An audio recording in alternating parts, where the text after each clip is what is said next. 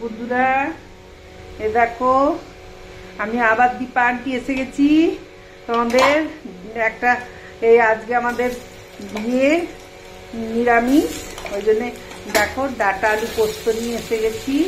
এই যে আলু পোস্ত করব ডাঁটায় ছোট ছোট ডাঁটা দিয়ে, আর এই যে বিউলির ডাল করে রেখেছি, বিউলির ডাল পোস্ত বাটা, আর দেখো এই যে বেগুন ভাজবো, কাকুর আমার দুটি বেগুন ভাজবো ডালের সাথে খাওয়ার জন্যে। আর দেখো ডাঁটা পোস্ত করছি, ডাঁটা পোস্ত ডাঁটা আলু পোস্ত করছি।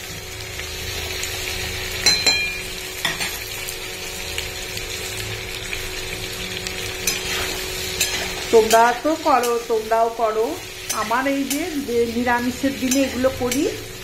আমাদের পোস্ত ছাড়া তো একদম চলে না, তোমাদের আগেও বলেছি পোস্ত ছাড়া আমাদের একদম চলবে না। পোস্ত পোস্ত পোস্ত সবেতে পোস্ত, একদম চলে না পোস্ত ছাড়া।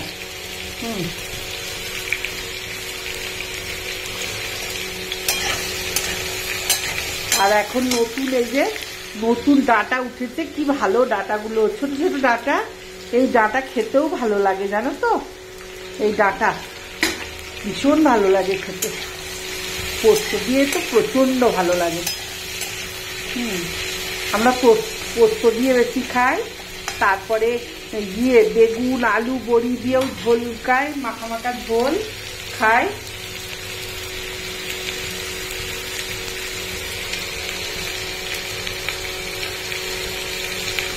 নুন দিলাম,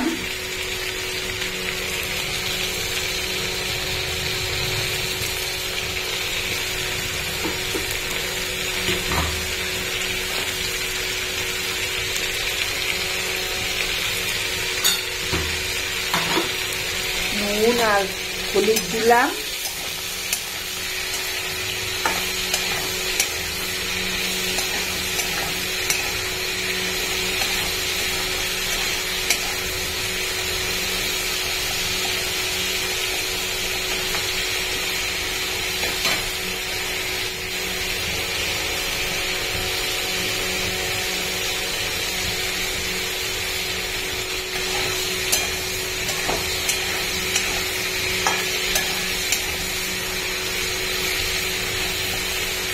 একটু লাল করে এগুলো ভাজা। বিউলির ডালের সাথে না খেতে খুব ভালো লাগে জানো তো, বিউলির ডাল।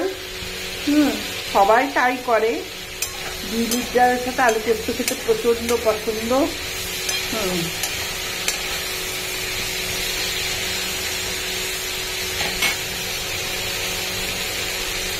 আর এই যে ডাঁটাগুলো দিয়ে দিলাম,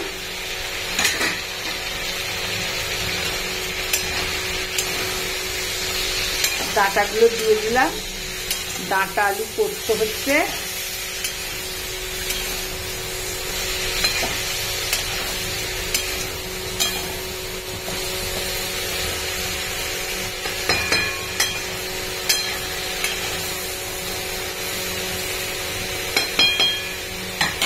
আর এই যে এইখানে পোস্ত বাটার জলটা রেখেছি, পোস্ত বাটার জলটা এইটা দিয়ে দিই,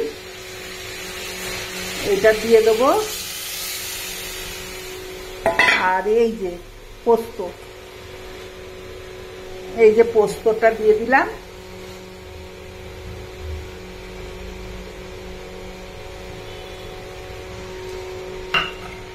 পোস্তটা দিয়ে দিলাম। এবার এটা হবে